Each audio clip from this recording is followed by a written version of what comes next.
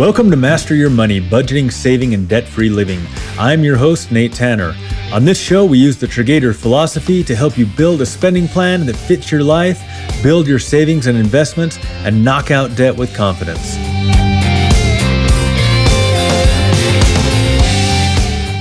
And today, we're talking about something that doesn't just affect your bank account, it affects your relationships. We're calling this one Financial Red Flags in Relationships. Because when money tension shows up in your home, it doesn't just stay in the budget. It spills into your conversations, your connection, and your peace of mind.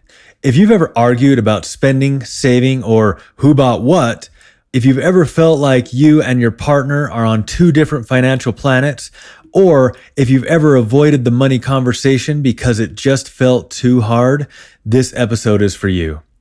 In this episode, we're going to spot common red flags like secrecy, control, or avoidance, unpack the emotional roots behind money arguments, use shared goals to turn conflicts into connection, and create a safe space for regular money conversations without blame, shame, or shutdown. Because money doesn't have to divide you. With the right tools and the right mindset, it can actually bring you closer. Let's get into it. Spotting the red flags. Let's start with the hard stuff, the red flags. Because when money tension shows up in a relationship, it rarely starts with a spreadsheet. It starts with silence, with stress, with that sinking feeling when you see a charge you didn't know about, or when you avoid bringing up the budget because you already know it's going to turn into a fight. And if that sounds familiar, you're not alone. According to a 2024 study by the American Association of Marriage and Family Therapy, 56% of couples argue about money more than any other topic. That includes parenting, intimacy, or household chores. That's more than half of all couples, and it's not just about dollars and cents. It's about what money represents: security, freedom, control, identity, and even love. So let's name some of the most common financial red flags in relationships, not to shame anyone, but to bring them into the light, because you can't fix what you won't face. Red flag number 1, secrecy. This is when one or both partners are hiding spending, accounts, or debt. It might look like a secret credit card or just not mentioning that Amazon order again. And here's the thing, secrecy isn't always malicious. Sometimes it's rooted in fear, shame, or past trauma. But left unchecked, it erodes trust. And trust is the foundation of every strong relationship, not just emotionally, but financially. Red flag number 2, control. This is when one partner makes all the financial decisions, how much to spend, where to save, what the budget looks like, without input from the other. It can feel like protection, but it often turns into power imbalance. And that imbalance can lead to resentment, especially if one partner feels like they're being parented instead of partnered. Control can also show up in more subtle ways, like guilt-tripping your partner for spending or micromanaging every line item on the budget. If one person has the final say, it's not a partnership, it's a power play. Red flag number 3, avoidance. This one is sneaky. It's not about what's said, it's about what's not said. It's the "we'll talk about it later" that never happens. It's the unopened bank statements. It's the budget meeting that keeps getting pushed to next week. Avoidance creates a vacuum, and in a vacuum, assumptions grow. And assumptions, they're like financial termites. They quickly eat away at the structure of your relationship until one day, everything feels unstable. Now, if you're listening and thinking, uh-oh, we've got one of those, take a breath. You're not alone. Most couples hit at least one of these at some point. The goal isn't panic, it's to get curious. Ask, what's underneath the secrecy? What's driving the control? What's fueling the avoidance? Because behind every red flag is usually a red wound, something deeper that needs healing, not just fixing. And here's where this gets real. Money arguments aren't just about money. They're about values. They're about identity. They're about fear. Fear of not having enough. Fear of losing control. Fear of repeating past mistakes. That's why when your partner says, "We can't afford that," what they might be actually saying is, "I'm scared we're not safe." Or when they say, "Why do you always spend so much?" what they might mean is, "I feel out of control." Remember that scene in The Office when Jim and Pam were arguing about money and Jim says, "I invested in us," and Pam replies, "You didn't tell me." That moment wasn't about the investment. It was about secrecy, the lack of shared vision, the feeling of being left out of a decision that affects both people. That's what financial red flags do. They create distance. But the good news, they can also be signals. Signals that it's time to slow down, check in, and realign. So here's your takeaway from this section. Red flags aren't deal breakers. They're conversation starters. They're invitations to get honest, get curious, and get on the same page. In the next section, we'll talk about how to move from tension to teamwork and how shared goals can turn conflict into connection. Let's keep going. Turning conflict into connection. So now that we've named the red flags, the secrecy, control, and avoidance, let's talk about what to do with them. Because spotting them is only the first step. The real transformation happens when you decide to stop fighting each other and start fighting for each other. And that shift, it starts with shared goals. Here's the truth. Most money fights aren't about money. They're about misalignment. One person is trying to save for a house. The other is trying to survive the week. One is focused on debt. The other is focused on joy. And when those goals aren't shared or even spoken, it creates friction. But when you take the time to align your goals, something powerful happens. You stop pulling in opposite directions. You start rowing the boat together.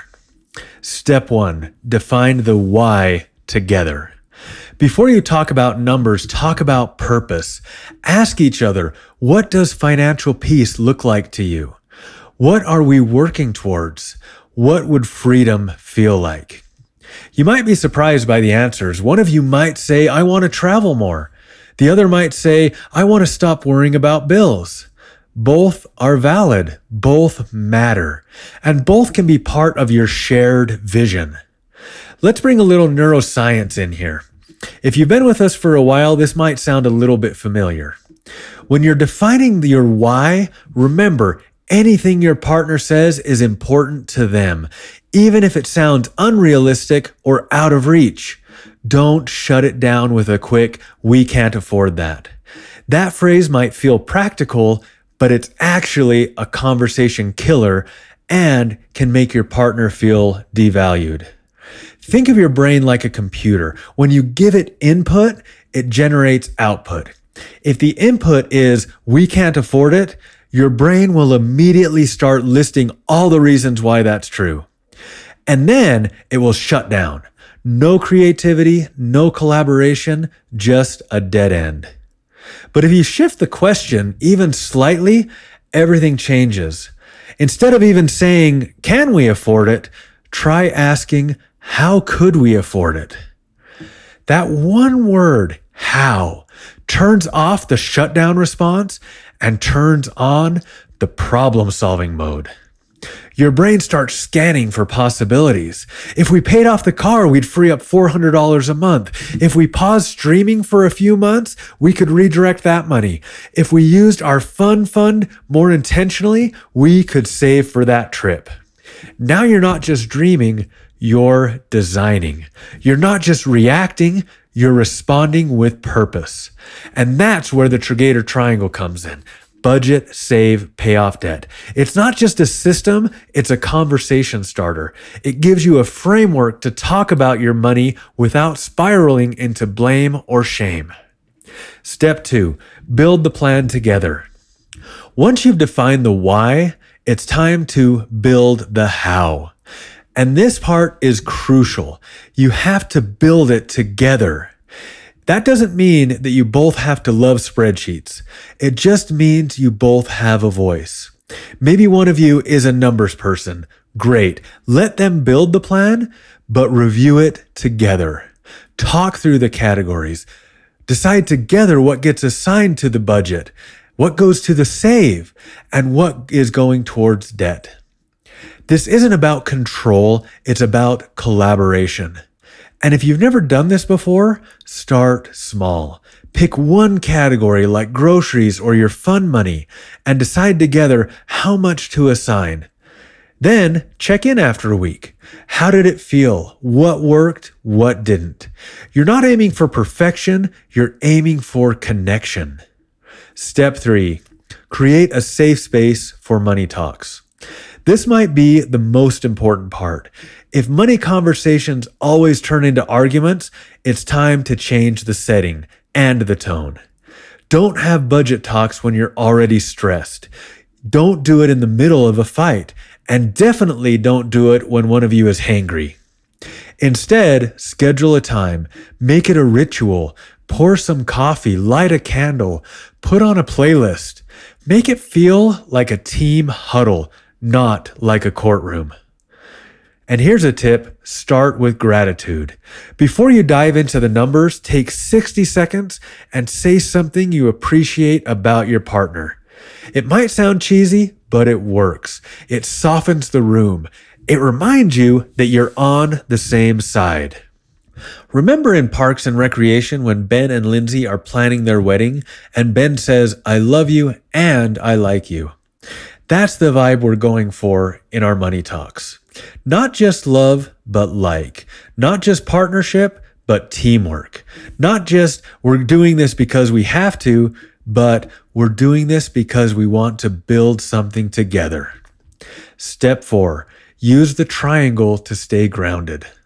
When emotions run high, and they will, come back to the triangle. Ask, what needs to be covered? Budget. What needs to be protected? Save. What needs to be freed? Pay off debt. This keeps the conversation focused, and it gives you a shared language.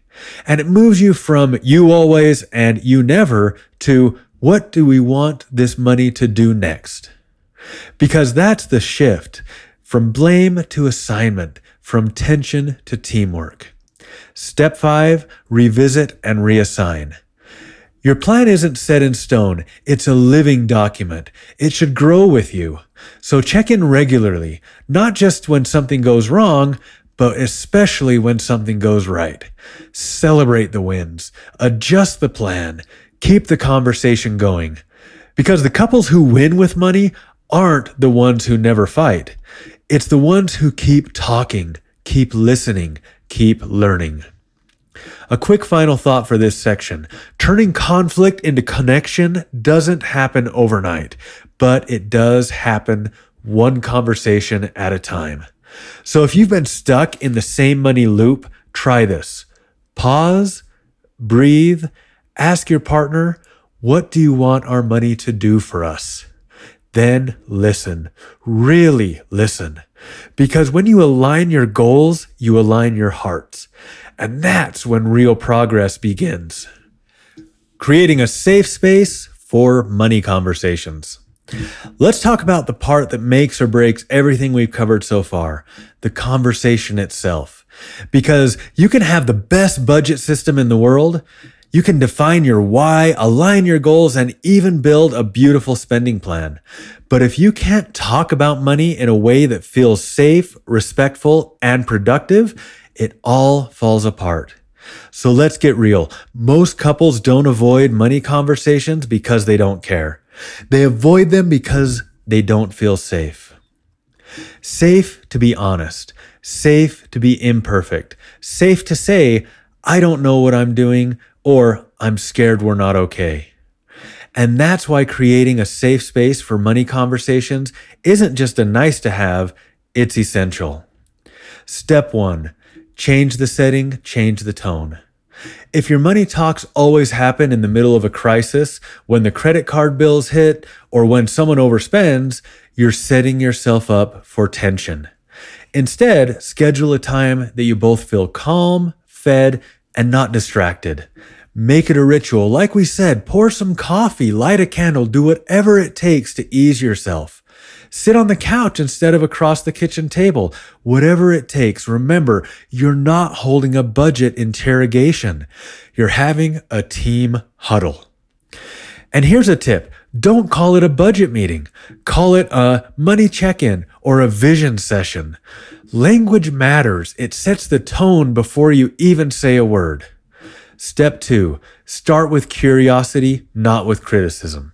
If your partner says, I spent $60 on takeout this week, and your first response is, seriously, again? The conversation is already over. Instead, try this. Hey, can you walk me through what was going on this week? I want to understand. That one shift from judgment to curiosity changes everything. Because here's the truth. Most financial decisions are emotional before they're logical. That takeout might have been about stress. That impulse buy might have been about burnout. That silence around the budget might be about shame. So ask questions, listen without interpreting. And remember, your goal isn't to win the argument. Your goal is to win a connection. Step 3, use the triangle as neutral ground. When emotions run high, come back to the Triggator Triangle. Budget, save, pay off debt. It's not personal. It's not emotional. It's just a framework. Instead of saying, you spend too much, try, hey, this expense is pulling from our save side. Is that what we want right now? Instead of, we're never going to get ahead, try, what can we reassign to strengthen our payoff debt side this month? The triangle, it gives you shared language. It keeps the conversation focused on the plan, not the person. Remember in The Incredibles when Helen says to Bob, I'm not strong enough? And he replies, you don't have to be. If we work together, I'm strong enough for both of us. That's what a safe money conversation feels like. Not, you should have done better, but we've got this together. Step 4, make space for emotion. Money is never just about money. It's about identity, about safety. It's about how we were raised, what we fear, and what we hope for. So when emotions come up, let them. If your partner gets defensive, pause. If you get overwhelmed, say so. If someone cries, that's not failure, that's honesty. You're not just building a budget, you're building trust. And trust doesn't come from perfect spreadsheets. It comes from imperfect conversations handled with care. Step 5, keep it consistent. One safe conversation is great, but consistency is what builds momentum. So make it a habit, weekly, bi-weekly, monthly, whatever works for you. Put it on the calendar, make it non-negotiable. And don't just talk about what went wrong, celebrate what went right. Did you stick to your grocery budget? Did you pay off a credit card? Did you have one less argument this month? Celebrate it, because progress deserves to be noticed. A quick bonus tip, listen to understand, not just to respond. There's a trap that's easy to fall into, and it doesn't just show up in money conversation, it shows up in every relationship, every disagreement, and every we need to talk moment. Here's the question. Have you ever been listening to someone explain a problem, but halfway through you're already crafting your response, you're already thinking about how to fix it, already preparing your defense? Now that's human, it's instinctive, but it's also a conversation killer. Because when you're focused on the reply, you're not really listening, you're calculating. And that's just like trying to solve the hypotenuse of a triangle when you've only been given one side. And yes, somewhere a high school trigonometry teacher just fist pumped because we referenced the Pythagorean theorem in a budgeting podcast. Here's the better way. Before you try to solve the problem, make sure you understand the full problem. That's what active listening is. It's not just hearing the words, it's asking questions to gain clarity. It's pausing to reflect back what you heard. It's saying, so what I'm hearing is, and giving your partner a chance to confirm or correct. Because when someone feels heard, they're more likely to soften, more likely to collaborate, more likely to trust that you're on their side, not just trying to win the argument. So next time you're in a money conversation or any conversation, try this. Listen all the way through. Ask clarifying questions. Summarize what you've heard. Then and only then start solving the problem together. Because when you lead with understanding, you don't just fix the issue, you strengthen the connection. And that's the kind of return on investment that no spreadsheet can measure. A final thought for this section. Creating a safe space for money conversations isn't about being perfect. It's about being present. It's about saying, that matters to me and so do you. It's about choosing connection over control, curiosity over criticism, consistency over chaos. So if money's been a source of tension in your relationship, try this. Change the setting, change the tone, and change the story you're telling yourself about what's possible. Because when you create a safe space to talk about money, you're not just fixing your finances, you're strengthening your relationship. And that's the kind of wealth that lasts. That's a wrap on this episode. And if you've made it this far, you're already doing the work most people avoid, talking about money with honesty, curiosity, and care. Today's daily challenge, sometime this week, I want you to schedule one intentional money conversation with your partner. Not a budget meeting, not a we need to talk, just a check-in. Here's your script. Hey, I've been thinking about our goals. Can we take 15 minutes this week to talk about what financial peace looks like for us? Then listen. Ask follow-up questions. Use the Triggator Triangle to guide the conversation. And remember, the goal isn't to fix everything. It's to connect, to align, to build. Got a story about how you and your partner turned money tension into teamwork? Or maybe you've spotted a red flag and made a change. If you have, email me at podcast@Triggator.com or message me on Instagram, Facebook, or X @Triggator. If this episode helped you, follow the show so you never miss a moment of triangle-aligned clarity. Leave a review, especially if your love language is acts of budgeting. Share this episode with a friend or a couple who could use a little more peace in their money talks. And don't forget to follow @Triggator for tips, encouragement, and behind-the-scenes content on all social media. Coming up next time, save it or spend it. What to do when you get extra money. We're talking about what to do when unexpected money shows up. It could be a bonus, a refund, a gift, or just a little extra margin in your month. You'll learn how to avoid guilt, impulse, or lifestyle creep. Create a simple plan for handling windfalls with a purpose. Balance splurging and saving without second guessing. Make extra money a part of your long-term strategy. If you've ever asked, what should I do with this? This one's for you.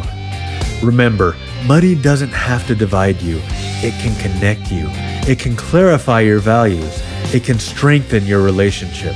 But only if you're willing to talk about it with honesty, with grace, and with a shared vision. Because when you stop avoiding the conversation and start leading it with purpose, you're not just managing money, you're building trust. Thanks for listening to Master Your Money, Budgeting, Saving, and Debt-Free Living. I'm your host, Nate Tanner. See you next time.